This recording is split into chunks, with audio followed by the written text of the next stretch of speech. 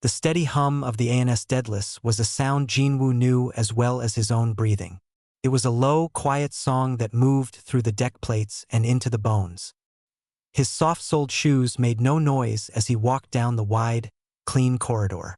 In his hands was a mop bucket on wheels. The blue cleaning solution inside sloshed gently with the ship's perfect rhythm. He was a small figure against the great size of the ship. The walls were a smooth, pale gray composite alloy. Soft white lights shone from strips along the ceiling. To Jinwoo, the ship was a living thing. He knew its sounds, its smells, and its many hidden corners better than anyone. He stopped near a junction where a faint smudge marked the wall. It was a print from a Loral crew member, their delicate, three-fingered hand leaving a slight oil mark. Without hurry, Jinwoo dipped his mop, wrung it out, and wiped the mark away.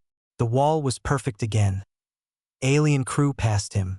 A pair of Briv walked by, their heavy steps vibrating the floor. They were tall and broad, with thick gray skin like stone.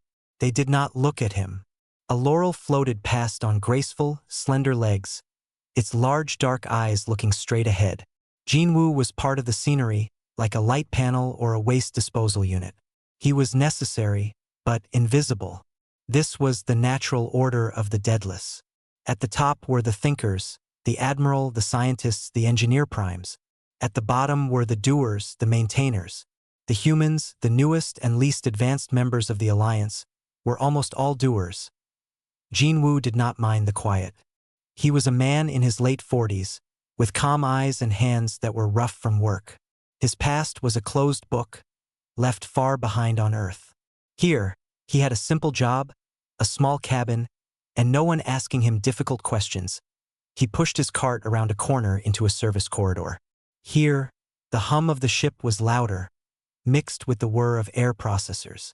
His friend Chul was there, leaning against the wall, looking at a scanner in his hand.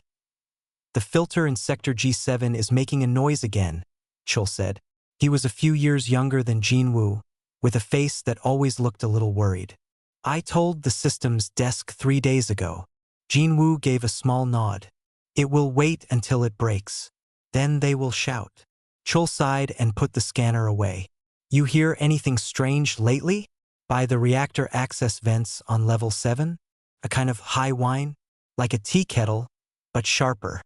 Jinwoo paused his mopping. He thought. He had been cleaning near reactor access 7 2 days prior. He remembered a sound, a vibration in the air more than a true noise. It had been there, just at the edge of hearing. He had noted it, filed it away in his mind with 1,000 other small details. A loose panel bolt in corridor D12, a flickering light cycle in the mess hall, the slight drag in the portside hydraulic door. "Yes," Jinwoo said simply. "A harmonic. It was new. Should we report it?" Chul asked, though his tone said he already knew the answer. "Report what?" Jinwoo said. "A feeling in your ears? They want numbers, Chul. They want data from machines, not from us." Just then, the calm atmosphere of the ship shifted. A door hissed open at the far end of the main corridor. A group of officers walked out, their uniforms crisp and perfect. At the front was Admiral Nari. She was a Tarkellan, tall and commanding. Fine, green-scaled skin covered her sharp features, and a short, bony crest rose from her forehead to the back of her skull. Her eyes, large and gold, missed nothing. Her voice carried down the hall, clear and precise.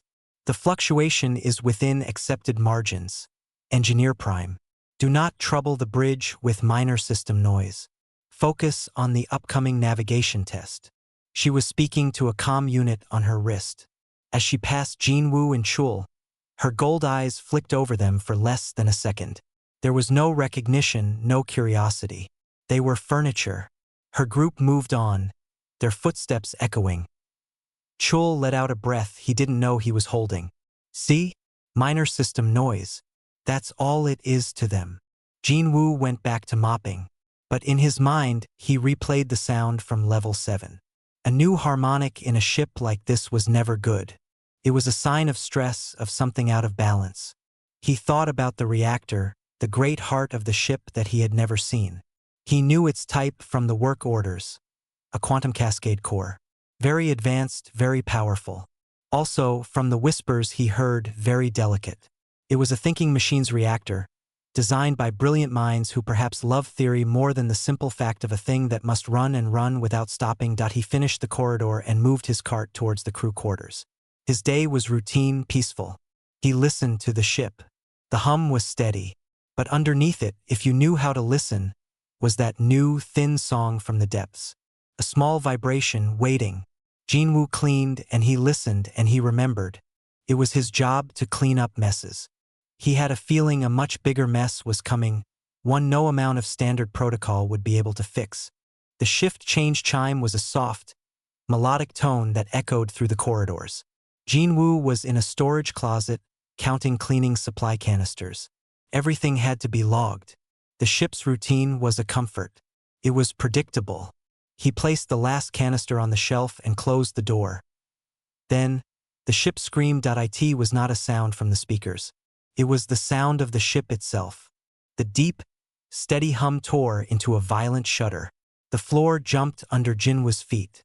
He threw out a hand, catching himself against a wall that was now vibrating like a struck bell. The gentle white lights died. For a second, there was pure blackness and a terrible groaning of metal. Emergency red lights flashed on, painting the world in pulses of bloody light. An alarm began to wail, a harsh, rising and falling sound that cut through the noise of the ship's distress. Jinwoo pushed himself upright. His heart was beating fast, but his mind was cold and clear. This was not a drill. This was a catastrophic failure. He could feel it in the tremors. He stepped out of the storage closet into the main corridor. The red light made everything look strange and sharp. Crew members, alien and human, were running, their faces tight with fear. A voice boomed over the ship-wide comm. It was Admiral Nari. Her voice was still controlled, but it was now as sharp as a knife. All hands, emergency stations. This is not a drill. We have sustained a massive subspace tremor. Structural integrity is holding. All damage control teams report. Bridge, I need a full systems report now. Jinwoo knew his emergency station was a shelter in the lower decks, but he did not move towards it. He stood still, listening. He closed his eyes for a moment, blocking out the screaming alarm and the flashing light. He felt the vibrations through his shoes. The shudder was wrong. It wasn't the smooth shake of external damage. It was a frantic, pulsing tremor. It was coming from the heart of the ship. The reactor. He began to move, not towards shelter, but towards a small service panel in the wall. He popped it open with a practiced twist of his fingers. Inside was a secondary engineering monitor, used for basic diagnostics by maintenance crews. The screen was alive with frantic red text and spiraling graphs. Jinwoo's eyes, used to reading simple schematics, scanned the data. Pressure warnings in the primary coolant loops. Temperature spikes in the core chamber. Containment field instability. This was bad. This was very, very bad. On the bridge of the Deadless, Admiral Nari stood like a statue in the storm. The main view screen showed the chaotic swirl of subspace, now calming. The external threat was over. But inside the ship, the crisis was just beginning. Report! She snapped at a Laurel officer at the science station turned its large eyes towards her. The tremor is past, Admiral, but it has induced a severe resonance in our quantum cascade reactor. The feedback loops they are amplifying each other. It is a cascade failure. The term hung in the air, cold and heavy. A cascade failure meant the reactor would tear itself apart. It would vaporize the Deadless and everything in it. Engineer Prime Kale, what is your status? Nari's voice was iron. The main screen switched to show the reactor control room. Engineer Prime Kale, a being with a long, thin neck and skin that shifted colors with his emotions, now a worried, pulsing purple, was typing furiously at a console. Next to him, Engineer Prime Vor, blocky and metallic, was shouting orders to other technicians. Admiral! Kale's voice was high with stress. The stabilization protocols are non-responsive. The quantum field harmonics are oscillating outside all predicted parameters. We are attempting to recalibrate the main sequencer, but the system is rejecting our commands. Explain in simple terms. Engineer, Nari said, her golden eyes blazing. The reactor is like a bell that has been struck too hard, Vor boomed, pushing Kale aside. It is now ringing at a frequency that shatters its own structure. Our software is designed to stop a normal ring. This is not normal. It is chaotic. How long? Nari asked. The two engineers looked at each other. Kale's skin flickered to a sickly green. Until the core containment fails? Approximately 30 minutes. A silence fell on the bridge, broken only by the blaring alarms. 30 minutes. Half an hour until the end of everything. Use the manual overrides, Nari ordered. The hardwired systems. Admiral, those are for secondary failures. Kale protested. They are simple physical switches. They cannot recalibrate a quantum field. The problem is in the math, not the machinery. Then fix the math, Nari shouted, her composure cracking for a single second. Back at the service panel, Jinwoo listened to this exchange on an open comm channel.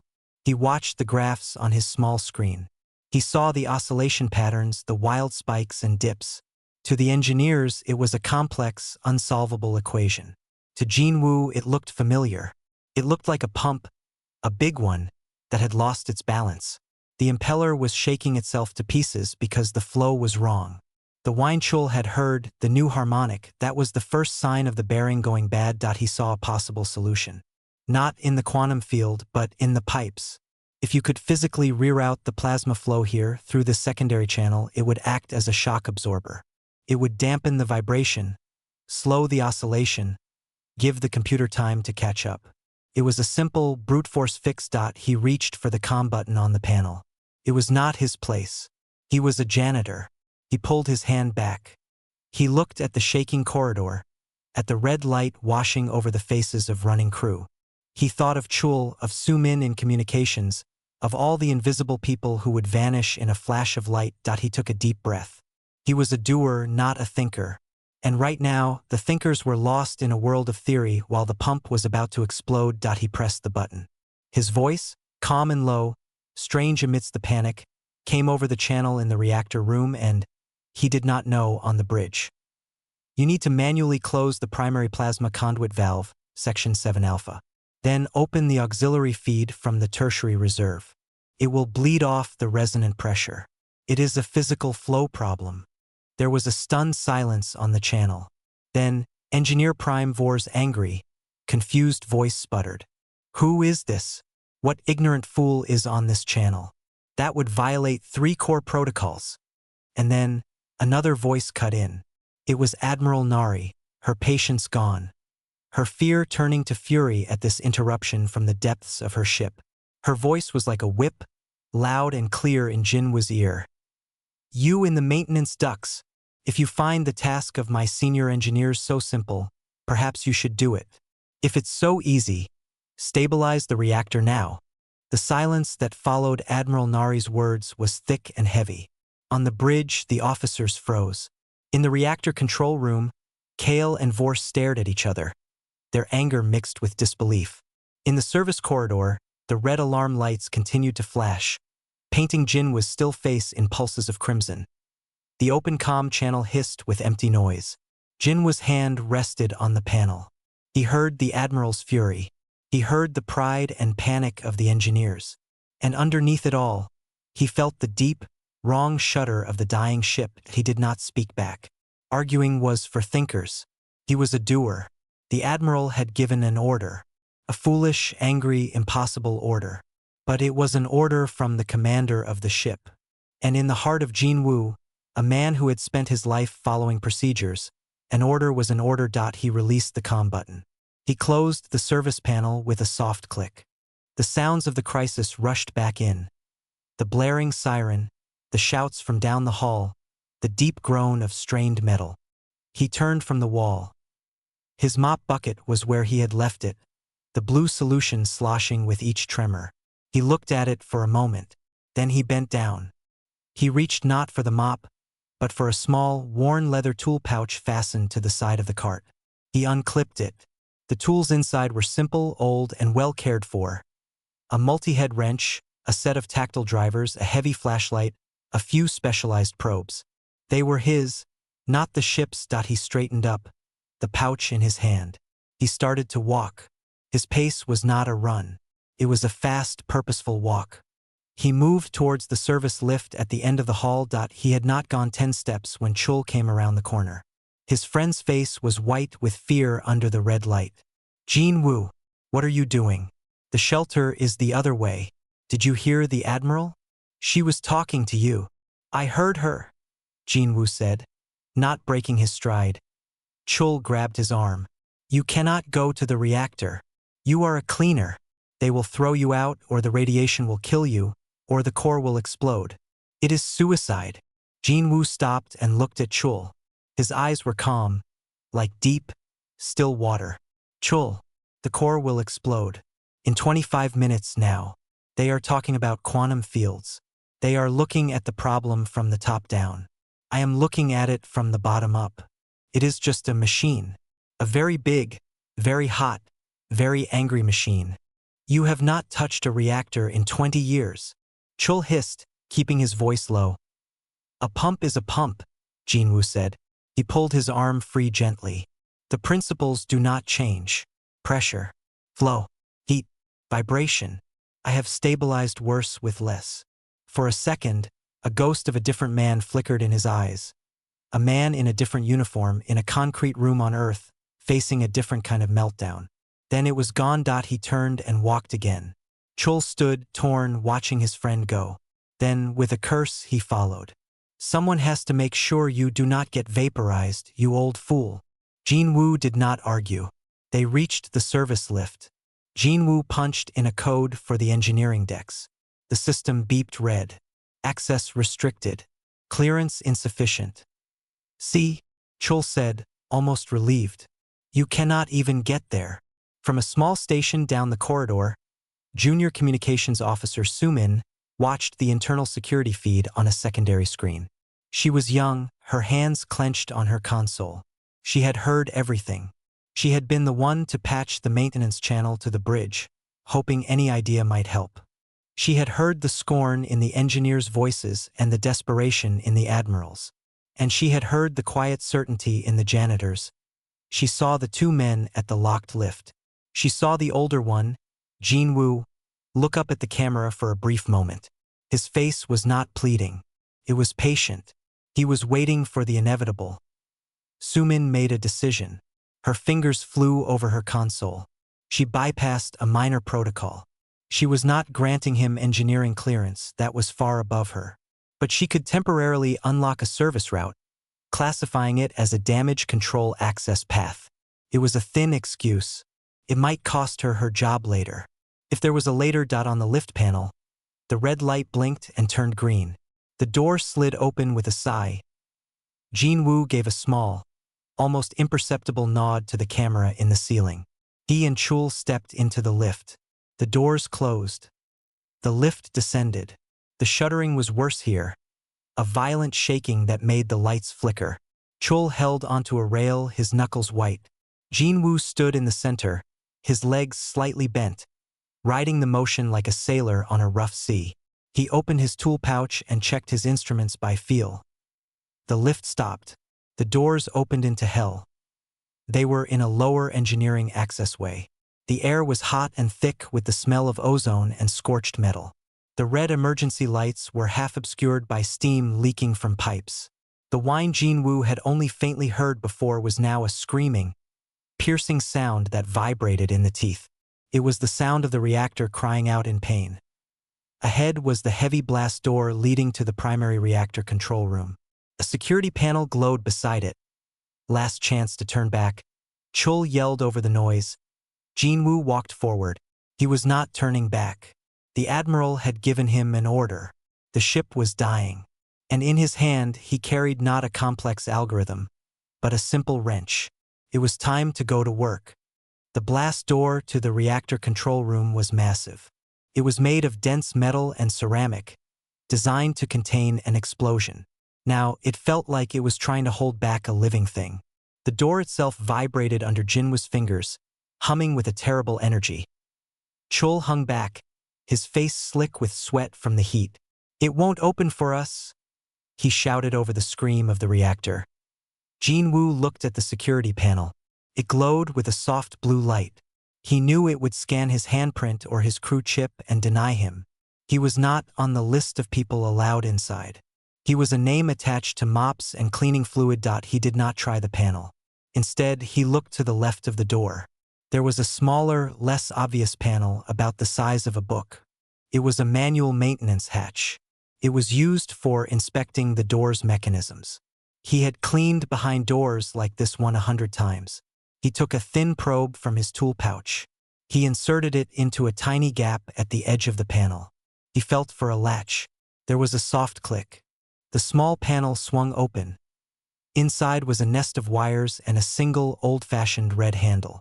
It was a mechanical override, a physical backup for when the computers failed.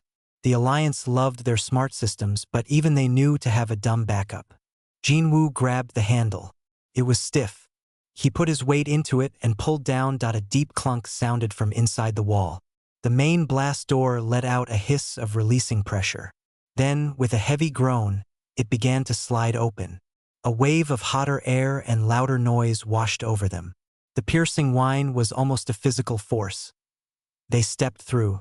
The reactor control room was a wide, circular space. The far wall was dominated by a huge, transparent viewport. Behind it burned the heart of the deadless. It was not a ball of fire, but a beautiful, terrifying swirl of blue and silver energy, caged in rings of glowing metal. Now that swirl was lashing like a trapped animal, striking the containment field with flashes of angry light. In front of the viewport were the main control consoles. Engineer Primes Kale and Vor stood there, surrounded by junior technicians. Kale's skin was a frantic, flashing pattern of orange and purple. He was typing commands so fast his fingers were a blur. Vor was bellowing at a screen, arguing with the ship's computer in complex technical language. They were so focused, they did not notice the door open. A junior Laurel technician saw them first. It let out a small, startled chirp and pointed a slender finger. Vor turned. His metallic face had no real expression, but his body stiffened with shock and insult.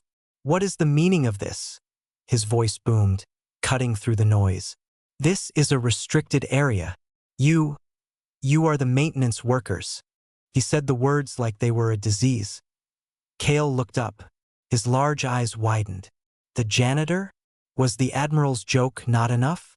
Now they send us the cleaning crew to watch us die. Jinwoo ignored them. He did not look at the engineers. He looked past them at the reactor. He watched the pulse of the energy, the rhythm of the flashing warning lights on the consoles. He listened to the scream. He was diagnosing the machine. "The oscillation is in the third harmonic," Jinwoo said, his voice calm and flat. He had to speak loudly, but he did not shout. It started small, a vibration in the plasma injectors. The tremor made it worse. Now the whole flow is unstable. You are trying to fix the software control loop. He pointed a calloused finger at the beautiful, violent swirl behind the glass. "But the problem is in the pipe." Vor took a step forward, blocking Jinwoo's view of the consoles. "You understand nothing. This is a quantum cascade core. There are no pipes in the way your primitive mind imagines. There are magnetic containment fields and phased plasma streams. The failure is in the harmonic calculation. We must rewrite the damping algorithm in real time." "There is no time for that," Jinwoo said, his eyes still on the reactor. He finally looked at Vor. "The core will breach in 15 minutes. Your algorithm will take 20. You need a physical stop." "A physical stop?" Kale screeched, his skin turning a sickly yellow. "You want to hit it with a wrench?" "Yes," Jinwoo said simply. He walked around Vor, moving towards the consoles. The technicians shrank back, confused. Jinwoo's eyes scanned the panels. He was not looking at the lines of quantum code. He was looking for the old, simple diagrams. He found one, a schematic of the auxiliary coolant and plasma transfer lines. It was a backup system, colored in simple green and red lines. He pointed to a junction on the screen. "Here, this is a manual flow control valve. It is hardwired. It is not controlled by your computer. If you close it, you force the unstable plasma stream into this secondary chamber. His finger moved to a tank-like shape on the schematic. This is a damping chamber. It is a shock absorber. It is full of inert gas. It will slow the plasma, kill the vibration, and break the resonant loop. Kale stared at him. Close valve P7? That valve has not been activated since the reactor was built. It is a pre-startup test valve. If we close it during full operation, the back pressure could dampen the oscillation, Jinwoo finished. Or it could cause a secondary rupture. But the primary rupture is certain. This is the only lever you have left that does not need a password. The room was silent for a moment, save for the reactor's scream. The two brilliant engineer primes, masters of theory, looked at the simple, dirty janitor. They looked at his worn tool pouch. They looked at the fear on Chul's face. They saw no advanced degree, no understanding of their science. They saw only the absolute certainty in the man's weary eyes. Vor's metallic voice was quiet when he spoke next, directed at his own calm Admiral. The maintenance adjunct is here. He suggests a manual valve closure. It is a crude and risky action. It violates all standard procedure. Admiral Nari's voice came back, thin and strained over the noise. Do you have a better option, Engineer Prime? Vor looked at Kale. Kale's skin was a steady, fearful gray. He gave a tiny, helpless shake of his head. Vor turned back. He looked at Jinwoo with something that was not respect, but a kind of horrified surrender. Do it, he said. The words hung in the hot, screaming air. Do it. Jinwoo did not pause.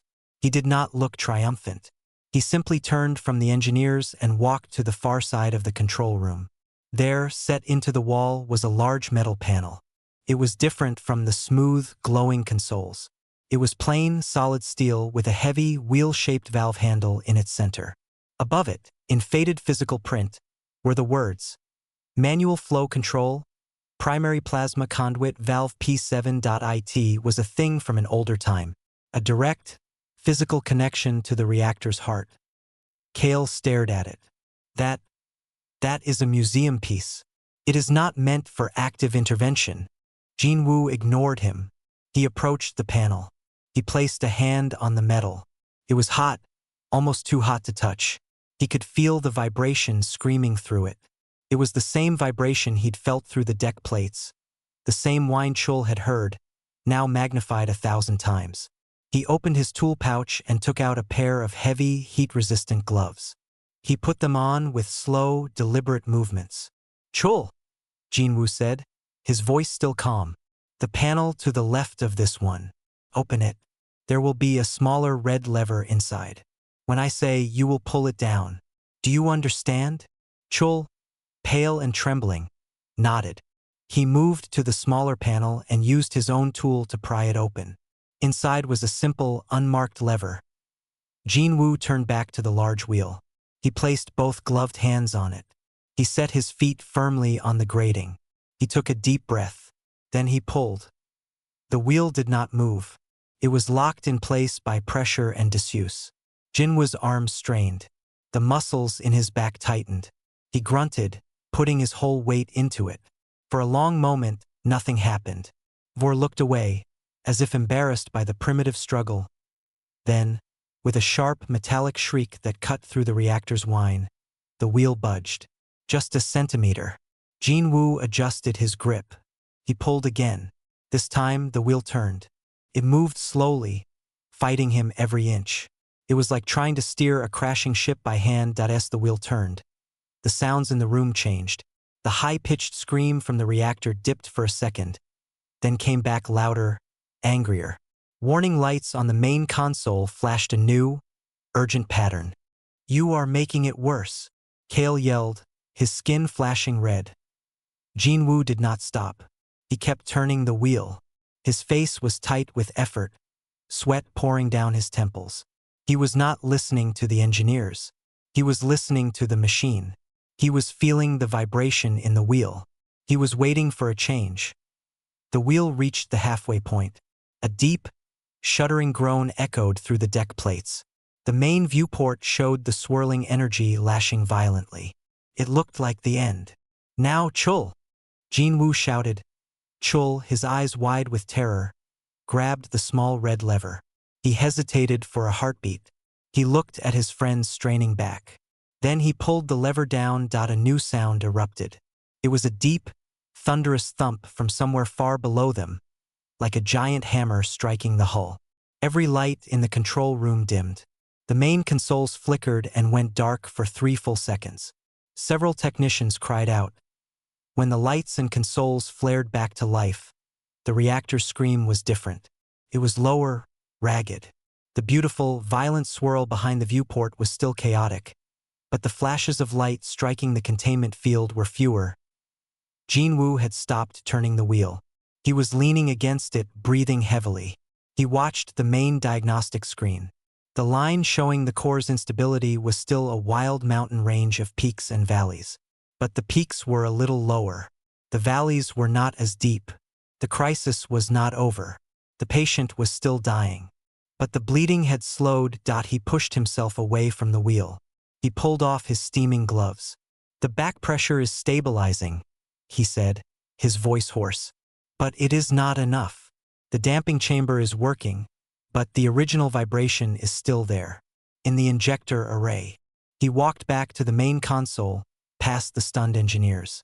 He pointed at a different part of the schematic, a complex cluster of lines representing the plasma injectors at the base of the reactor. "Here." The tremor knocked a guidance magnet out of alignment. "Maybe only a fraction of a millimeter. It is like a wheel that is bent. It makes the whole vehicle shake. Your sensors are too broad. They see the whole shake, not the tiny bend that causes it." "How can you possibly know that?" Vor demanded, but the anger was gone from his voice. It was replaced by pure, desperate confusion. "I know the sound," Jinwoo said simply, "and I know machines." He looked around the room. His eyes landed on a heavy access hatch in the floor, marked with radiation symbols. "That leads to the injector service crawlway." Kale gasped. "That area is flooded with radiation and plasma leakage. Anyone who goes in there will be dead in minutes." Jinwoo looked at the hatch. He looked at the reactor, still groaning in its cage. He looked at the countdown on the main screen. It read 12 minutes. "Then I have 11 minutes to fix it," he said. He walked to the hatch. He did not ask for permission. He knelt down and grabbed the handle. No one moved to help him. The engineers and technicians stood frozen, watching the man in the simple coveralls kneel by the deadly hatch. The radiation symbols seemed to glow in the flashing red light. Chul took a step forward, his mouth open to protest, but no sound came out. Jinwoo pulled the hatch. It was heavy, but it swung open. A wave of intense, dry heat and a sharp, metallic smell rose from the darkness below. A faint, ominous purple light glowed from somewhere down there. He did not look back. He took his heavy flashlight from his pouch, switched it on, and pointed it down. A narrow ladder led into a cramped, pipe-filled crawl space. He started to climb down. The air grew hotter with each rung. A soft, crinkling sound came from his coveralls. They were cheap ship-issue material. A small radiation patch on the shoulder, normally pale yellow, was already darkening to orange. He ignored it. His feet touched the bottom. The crawlway was a tunnel of nightmares. Thick, pulsating pipes wrapped in glowing insulation ran along the walls and ceiling. The purple light came from leaking energy, sparking where it touched metal. The noise was overwhelming here. A roaring, hissing, and the deep, troubled groan of the wounded reactor just a few meters away. He had to move in a crouch. He pointed his flashlight beam ahead. He was not looking at the pipes. He was listening. The high-pitched whine was louder here, more focused. He followed the sound. It led him to a junction where 3 massive pipes came together in a nest of smaller tubes and glowing control nodes. This was the injector array. He shone his light over the assembly. His experienced eye saw it immediately. One of the large magnetic coil housings, a ring as big as his torso, was slightly crooked. It was not seated perfectly in its brackets. It was a tiny flaw, A mistake in assembly or damage from a long-forgotten bump, made critical by the subspace tremor. It was like a single tooth on a gear being bent. The whole machine shook because of it. He moved closer. The radiation patch on his shoulder was now a deep, angry red. He could feel a tingling on his skin. He pushed the sensation away. He studied the housing. It was held by 4 large bolts. To realign it, he would need to loosen them, adjust the housing, and retighten them. A simple job. In a normal workshop, it would take 10 minutes. Here, with the pipes screaming and the air burning his lungs, it was a race against death. He pulled his wrench from his pouch. He fitted it onto the first bolt. He pushed. The bolt did not move.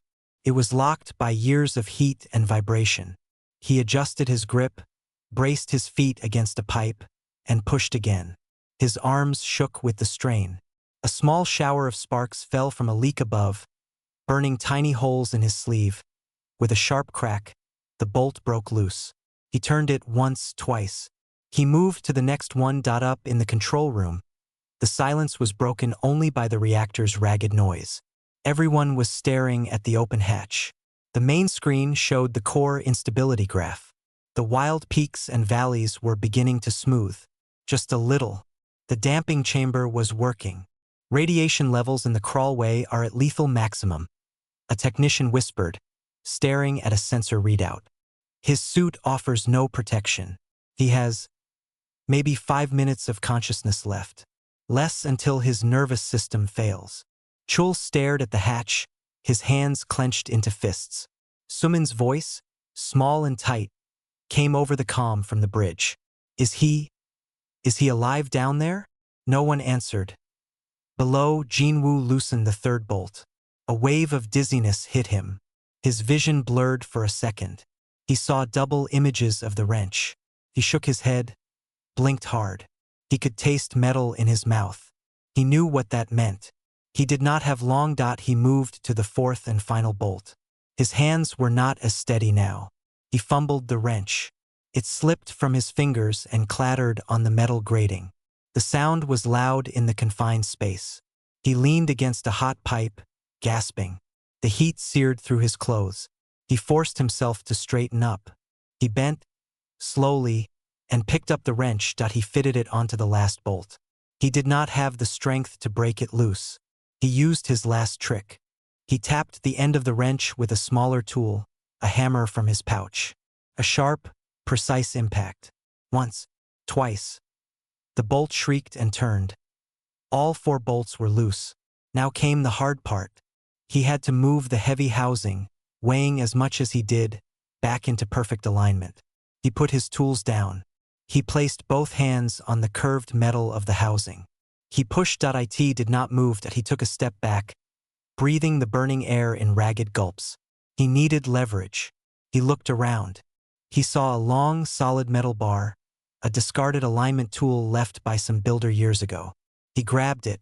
He wedged one end against a solid bracket. He placed the other end against the lip of the crooked housing. He leaned his whole weight onto the bar. He pushed down. Nothing. He pushed again, a raw, wordless cry of effort tearing from his throat. With a loud, grinding screech, the heavy housing shifted. It moved a centimeter, then another. It slid back into its proper seat with a deep, resonant clunk that Jinwoo felt in his bones. The effect was instant. The high-pitched whine that had filled the crawlway, the ship, and his head for days, simply vanished. It was like a switch had been flipped. The roar of the pipes dropped in pitch, becoming a steady, powerful thrum. The violent shaking in the floor plates settled into a gentle, normal vibration. He had done it. He had fixed the bent tooth on the gear.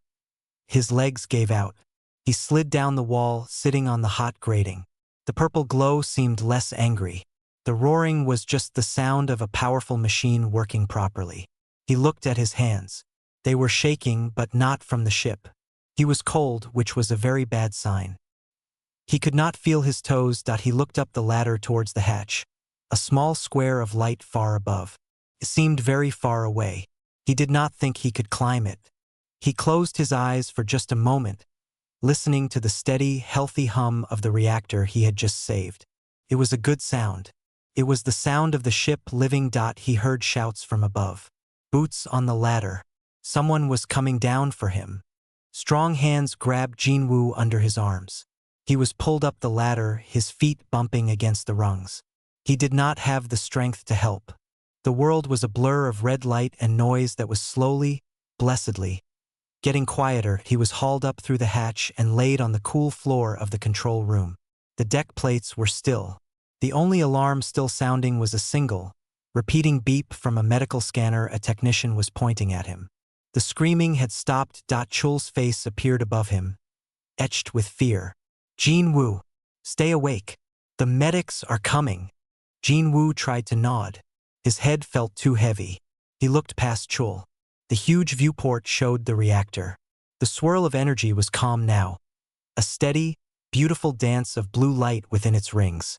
The frantic flashes were gone. Engineer Prime Vor stood before the main console, his metallic body rigid. He was staring at the screens. All the graphs showed stable, gentle lines. The core temperature was dropping. Pressure was normal. The cascade failure had been arrested. The countdown timer was gone, replaced by a simple green word. Nominal. Kale was leaning on the console, his skin a pale, steady blue of pure shock. He looked from the screen to the man on the floor and back again. The blast door hissed open. Admiral Nari strode in, followed by 2 medical officers with a floating stretcher. She ignored everyone else. Her gold eyes went first to the reactor, calm in its cage. Then they swept the room, landing on Jinwoo. She walked over. The medics moved to help, but she held up a hand, stopping them for a moment. She looked down at the janitor. His coveralls were stained and burned. The radiation patch was black. His face was pale and slick with sweat, but his eyes were open and aware. The Admiral did not thank him. Her voice, when she spoke, was not the whip crack of anger from before. It was low, quiet, and filled with a hard, simple need to understand. "Report," she said. It was not clear who she was speaking to. It was Vor who answered, his voice oddly hollow. "The reactor is stable, Admiral. All systems returning to standard parameters. The intervention was successful." He could not bring himself to describe what the intervention was. Nari's gaze never left Jinwoo. "How?" she asked. This time, the question was for him alone. The medics lifted Jinwoo onto the stretcher. He winced as they strapped him in. He looked at the Admiral. He saw no gratitude yet, only the stunned confusion of someone whose entire world had just been broken. "You asked me to stabilize the reactor," Jinwoo said, his voice a dry whisper. "I did. But how?" she pressed, following as the stretcher began to float towards the door. "You are not trained in this technology. It is impossible." Jinwoo closed his eyes for a second, gathering strength. The stretcher moved into the corridor, now lit by normal white lights. The silence was strange and deep. "Admiral," he said, opening his eyes, "you asked me to stop a shaking pump. A shaking pump is a shaking pump. It does not matter if it is made of iron on Earth or folded space on your ship. Your engineers," he paused, coughing. "Your engineers were trying to rewrite the instruction manual while the engine was on fire. I just turned off the leak and tightened the bolts." The stretcher moved down the hall. Crew members stopped and stared. They saw the Admiral walking beside a medical stretcher carrying the old janitor. Whispers began to spread. Admiral Nari said nothing. She walked alongside him all the way to the medical bay. At the doors, she finally stopped. Jinwoo looked at her from the stretcher. "The mess from the crisis," he said, his voice fading. "It will not clean itself. I should get back to my duties." Then the doors closed, and the medics took him away. Admiral Nari stood in the quiet corridor for a long time. The ship's hum was back to its normal, perfect pitch. The order of her vessel had been restored, but the order in her mind was in pieces. She had seen her brilliant engineers defeated by theory, and she had seen a simple man with simple tools see the truth they could not. He did not see a quantum mystery. He saw a broken machine, and he fixed it. She turned and walked slowly back towards the bridge. The crew she passed straightened up, giving her respectful nods. She barely saw them. She was seeing the steady green word on the screen. Nominal.it was the same word that had been there yesterday and the day before. But everything was different now. The hierarchy of the deadless was still there. The thinkers were on the bridge. The doers were in the corridors. But a line had been crossed. A fundamental truth had been exposed. She entered the bridge. Her officers looked at her, waiting for orders, for an explanation. Admiral Nari did not give one. She simply sat in her command chair. She looked at the starfield on the main view screen. The ship was safe. It hummed along its path. But the quiet of the bridge was no longer the quiet of perfect control. It was the quiet that comes after a storm, when you realize your house is still standing, but not for the reasons you thought. The ship was stable, but the idea of who knew how to keep it stable was not.